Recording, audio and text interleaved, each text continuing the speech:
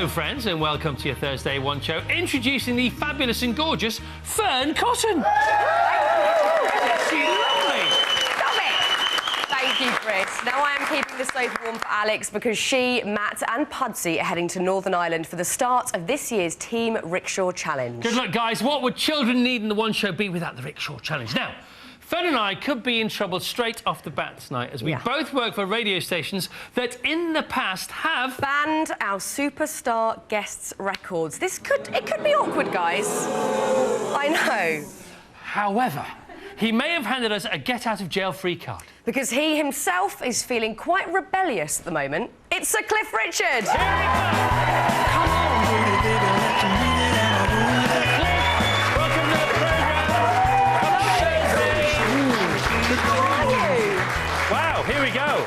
Oh, fantastic. So, Cliff, your latest rock and roll phase, is it rebellion, revolution, or returning to the source? It's returning to grassroots, really. I was never rebellious. I'm never quite sure why everybody thought that rock and roll was rebellious. It was just so fabulous to listen to. Most of us just wanted to do it. That's all it was. I suppose it's because it was different, and difference is often sort of perceived as rebellion, isn't it? Well, any kind of art form can be used to be rebellious, can't it? You can paint a picture that tells a story and it may present your political viewpoint. Whatever it is, you can use anything. But in point of fact, I always feel art is neutral, and you can use it for this or use it for that.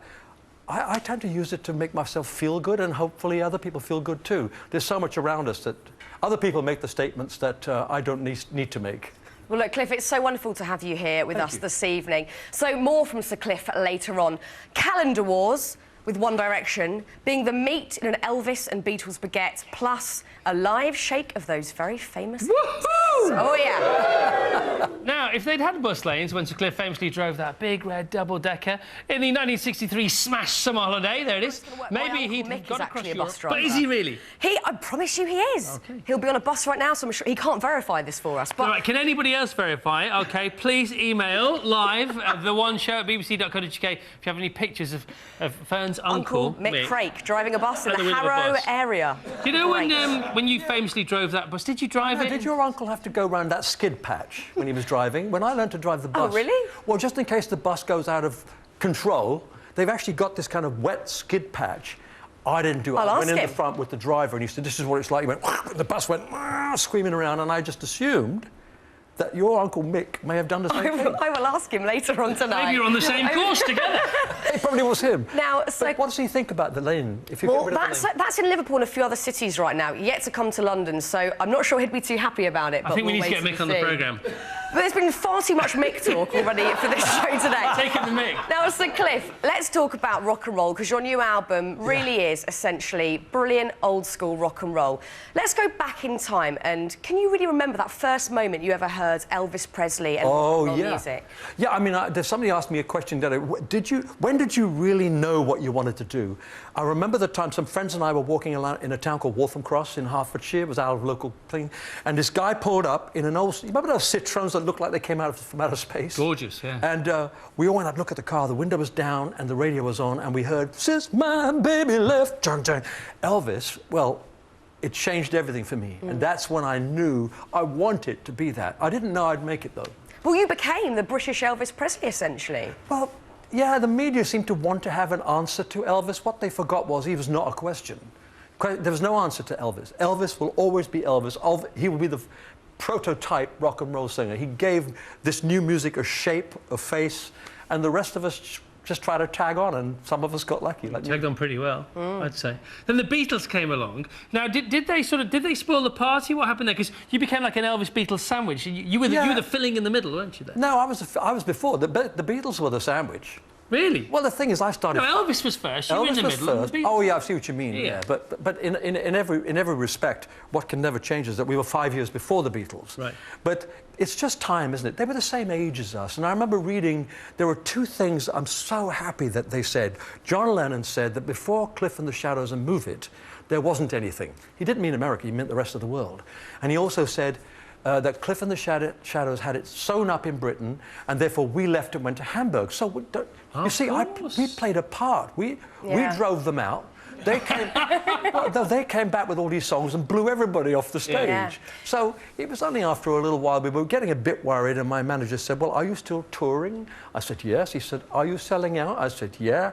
Are your records in the charts? Yeah. I said, yeah, the last one was #1. He said, well, who cares? What's the problem? You've got your piece of the pie, and once you can settle to that, it doesn't matter who comes and goes, because there's always going to be someone that comes along that goes bam. You know, we've got Adele now, and there'll always be the One Direction will crash through. So there'll always be someone new coming along, and I always think anybody that smashes through, we all benefit from it. It's our industry that's raised. Let's take a look at Move It, your single. The original? Yeah. Yeah. Oh. Come on, pretty baby, let's move it and groove it. Shake a baby, shake a honey, please don't lose. And it's rhythm that gets into your heart and soul. And let me tell you, baby, it's called rock and roll.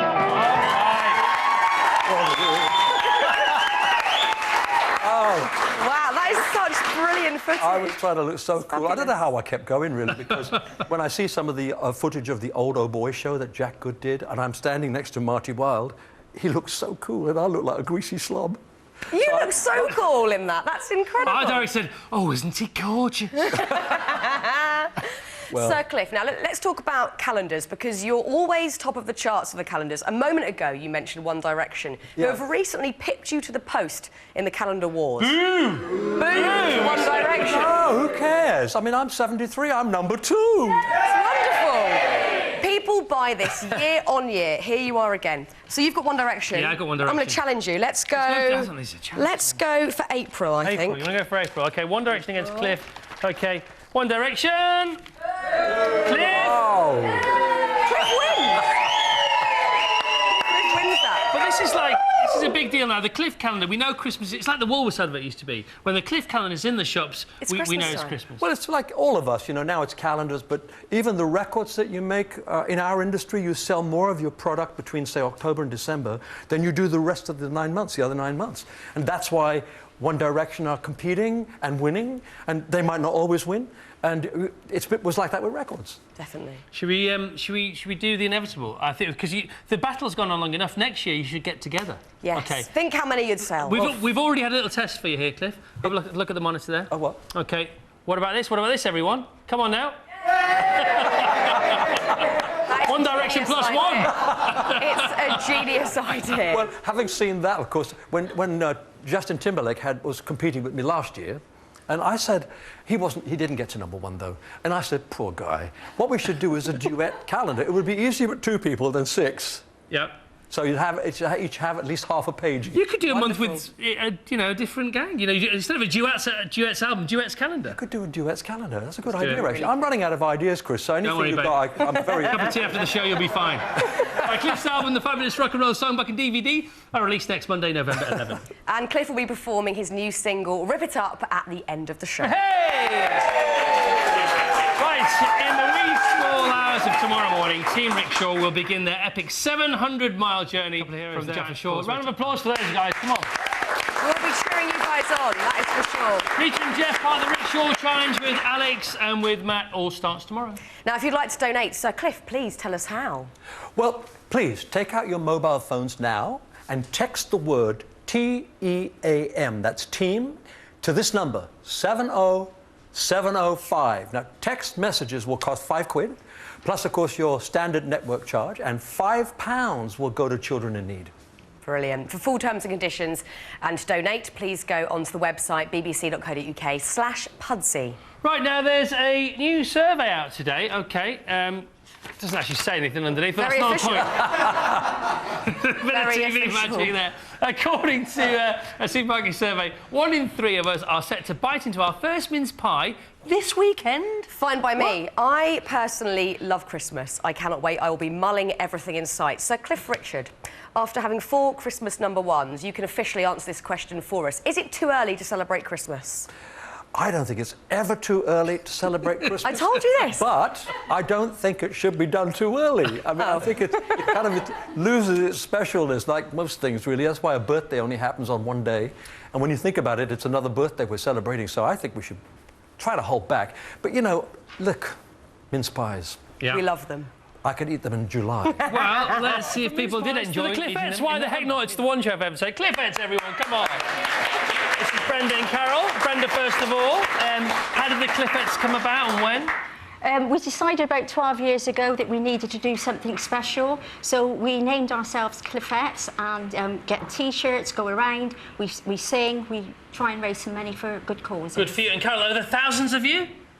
No, How many? There was 4 of us and 2 back out. Okay, so it's just you two? It's just Yeah. Okay, are you happy to take on more members? Absolutely, yes. Are you open for applications? Yes. Are you open for anything else? Yes. Easy Tiger. All right, Vic, what's your story here? I've been researching all of Cliff's recorded material for a new book going right back to 1958, and I was the one that identified that the next album is the 100th UK album The release. new album is the 100th album. Well, listen, come on. You deserve to be on the sofa with Cliff. Come on. This is your 100th album. This is 100th album. Have a hug. Hi. Very special moment. How are you? Hi, Vic. Don't forget Big Vic on the end there, Cliff. Now, No, I said, yeah. a few years before Cliff released his first Christian rock album, an army of religious Nice soldiers guitar were from the dipping their Sally Army toes there. into- Cliff, there is no point in playing something the kids are not going to listen to. Do you agree with that? Well, in a way, but then it's not just the kids. You need to play something that everybody... Everybody's going to listen to. Yes. Now, Absolutely. I quite like it around here. Can I come back tomorrow? Well, if you don't, we're stuffed, frankly. OK, I feel very wanted. Thank you. I'll be here. Right now, it's time to spring-loose the teenager within. This is Cliff with Rip It Up from his new album, The Fabulous Rock and Roll Songbook.